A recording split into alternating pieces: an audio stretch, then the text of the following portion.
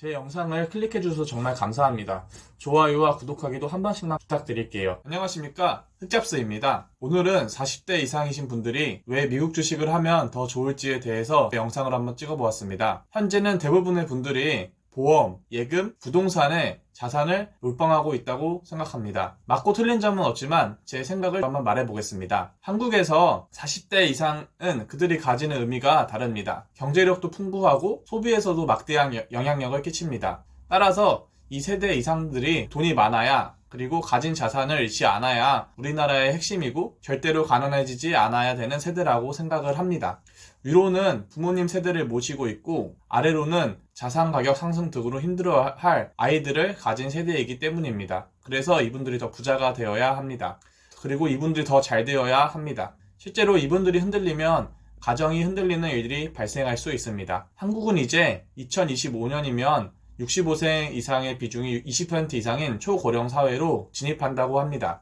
지금도 주변을 둘러보시면 노인분들이 정말로 많이 있다는 걸 알 수 있습니다. 더 무서운 건 사회는 초고령화 사회로 가고 있는데 사람들의 경제력은 점점 줄어들고 있다는 게 정말 무서운 것 같습니다. 그리고 자산을 가지지 못한 사람들이 점점 더 많아지고 있다는 것도 무서운 점입니다. 한국 가계에서는 금융자산의 대부분은 전세 보증금인 사람들이 많다고 합니다.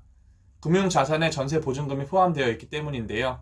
즉, 금융자산 중 25% 이상이 전세 보증금으로 직접적으로 생산성이나 자산 증식에 도움이 안 될 수도 있다는 것입니다. 그리고 더 무서운 거는 최근 전세가가 빠르게 치솟고 있어서 이 비중이 더 늘어날 것이라는 것입니다. 즉, 자산이라고 부를 수 있는 주식, 부동산, 사업체를 가진 사람들은 줄어들고 전세 자금 같은 빚을 가진 사람들이 더 늘어날 것이라는 얘기죠.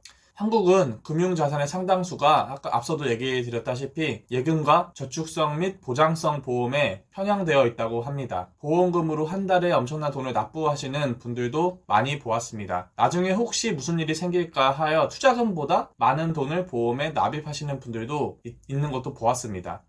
또 한국의 재밌는 점은 부동산 몰빵 투자가 거의 대부분이라는 것입니다. 우리나라의 평균 부동산 자산 비중은 상상 이상이라고 합니다. 다른 선진국에 비해서도 이 비율이 더 높다고 합니다. 즉, 우리나라의 대부분의 자산을 가진 40대 이상이신 분들이 부동산, 보험, 예금에, 즉 한국 원화 가치로 된 그런 자산에 돈을 몰빵하고 있다는 것입니다.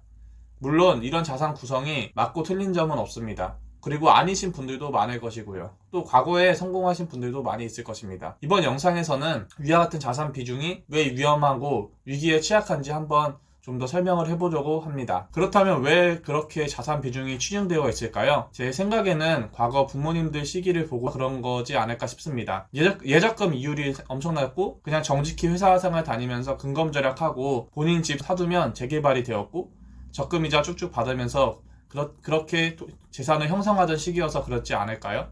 그렇기 때문에 안정적으로 보험에 가입해 두어서 리스크를 줄이면서 잘 살아가기만 하면은 어느 정도 자산을 이을 수 있기 때문에 그런 자산 구성분이 나오지 않았을까 싶습니다. 더불어서 따로 금융 관련 교육을 어디서도 잘 시켜주지 않았기 때문에 더 그런 것 같습니다. 특히 50대 이상에선 더욱 그럴 것 같아요. 고등학교를 졸업하고 사회에 나와서 사회 최정선에서 항상 일하셨고 아이들 키우시고 부모님 봉양하고 그랬기 때문에 시간도 많이 없었을 것 같습니다. 지금처럼 일도 이렇게 조그만 게 아니고 그때는 토요일까지 일을 했던 시기였잖아요. 그리고 가정에서 그런 교육을 받지 않았다면 사회에서 그렇게 체계적인 교육을 받는 건 쉽지 않았을 것이라고 생각됩니다. 그렇다면 왜 한국 원화로만 돈을 가진 것이 위험할까요? 사실 요즘 같은 시기에 원화가 매우 강세이기 때문에 원화를 많이 가지고 있고 그걸 지금 타이밍에 해외 자산을 매수하는 데 사용한다면 오히려 이득입니다. 그러나 앞에서도 말씀드렸다시피 현재 대부분의 원화 자산은 예금, 보험, 부동산에 묶여있는 상태입니다. 그래서 지금 좋은 시기라 하더라도 해외 쪽 투자를 할 여력이 많이 없을 것이라 생각됩니다. 돈이 묶여있으니까요. 그런데 문제는 위기 때 발생합니다. 만약 한국이 흔들리면 어떻게 될까요? 지금처럼 좋은 시절이 아니고 한국 수출도 흔들리고 예전처럼 부동산 수익률도 나오지 않는다면 어떻게 될까요? 원화 값어치가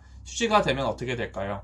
평생 모은 원화 표시 자산이 휴지가 될 수도 있다는 것입니다. 더불어 경쟁국에 밀려서 한국의 기업이 힘을 잃는다면, 물론 그런 일이 발생하면 안 되고 쉽게 되진 않겠지만 그럴 경우 원화 몰빵은 위험할 수도 있습니다. 실제로 우리는 IMF 때 이미 한국이 망한 걸 겪어보았지 않습니까?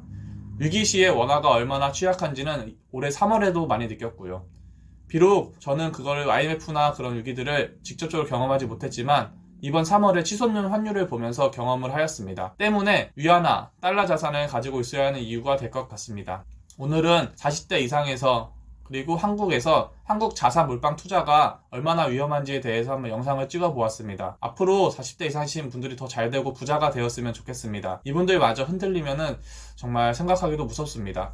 항상 응원 드리고 파이팅입니다. 마지막으로 긴 영상 시청해주셔서 정말 감사드리고 좋아요와 구독하기도 한 번씩만 가능하다면 부탁드리겠습니다. 감사합니다.